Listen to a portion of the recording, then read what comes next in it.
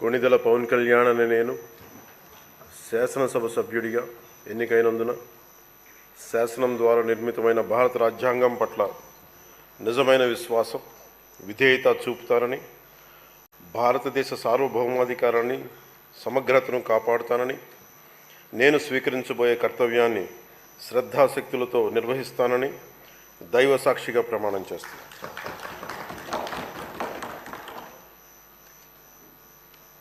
కొణిదెల పవన్ కళ్యాణ్ అనే నేను ఆంధ్రప్రదేశ్ శాసనసభ సభ్యుడైన కొణిదెల పవన్ కళ్యాణ్ అనే నేను సభా నియమాలకు కట్టుబడి ఉంటానని, వాటిని అనుసరిస్తానని, సభా మర్యాదలను పాటిస్తానని, సాంప్రదాయాలను గౌరవిస్తానని దైవ సాక్షిగా ప్రమాణం చేస్తున్నాను.